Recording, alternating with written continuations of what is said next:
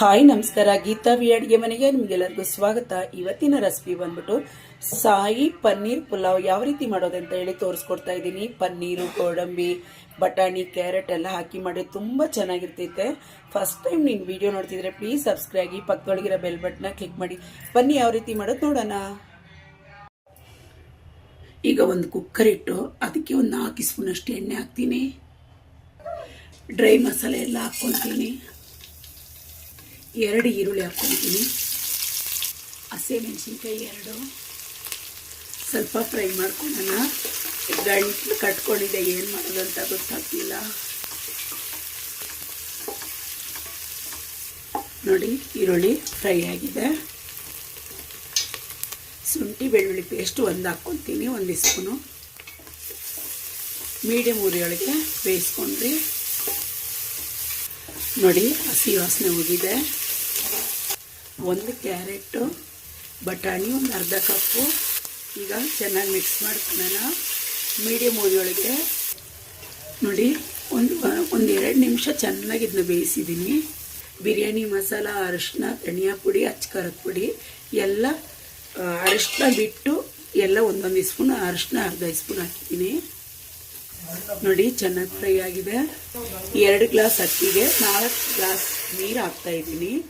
2 glass ಅಕ್ಕಿಗೆ 4 glass ನೀರು. ರುಚಿಗೆ ಉಪ್ಪು ಹಾಕ್ಕೊಂಬಿಡೋಣ. ಉಪ್ಪು ನೋಡಿ ಚೆನ್ನಾಗಿ ಕೊದ್ದಿದೆ.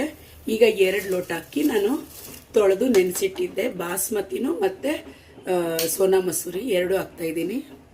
ಚೆನ್ನಾಗೆ ಮಿಕ್ಸ್ ಮಾಡ್ಕೊಳ್ಳೋಣ. ಕುದಿಯಕ್ಕೆ ಬಿಡೋಣ. ನೋಡಿ, ಚೆನ್ನಾಗಿ ಕುದೀತಾ ಇದೆ. ಈಗ ಒಂದು ಅರ್ಧ ನಿಂಬೆ ರಸ ಹಾಕ್ಕೊತೀನಿ. ನಾನು ಮೊಸರು, ಟೊಮೊಟೊ ಏನು ಹಾಕಿಲ್ಲ.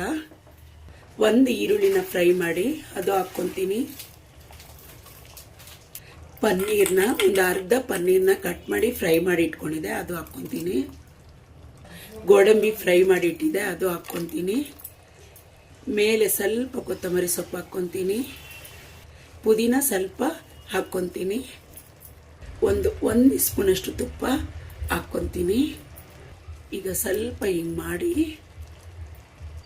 ಕುಕ್ಕರ್ ಮುಚ್ಚಿ 1 ವಿಸಲ್ ಬಂದ್ಬಿಟ್ಟು 1 ಸೆಕೆಂಡ್ ಕಡಿಮೆ ಮಾಡಿಡಿ. ಆಮೇಲೆ ಗ್ಯಾಸ್ ಆಫ್ ಮಾಡಿ.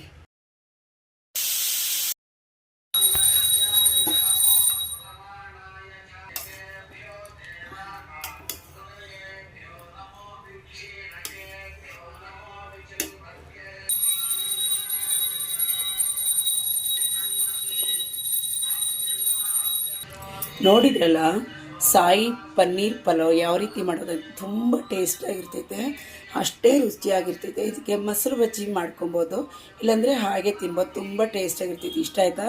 ಇಷ್ಟ ಆದರೆ ಪ್ಲೀಸ್ ಒಂದು ಲೈಕ್ ಕೊಡಿ, ಸಬ್ಸ್ಕ್ರೈಬ್ ಆಗಿ, ಪಕ್ಕದೊಳಗಿರೋ ಬೆಲ್ ಬಟನ್ನ ಕ್ಲಿಕ್ ಮಾಡಿ. Thank you. ನನ್ನ ವಿಡಿಯೋ ನೋಡೋದಕ್ಕಾಗಿ. ಬಾಯ್.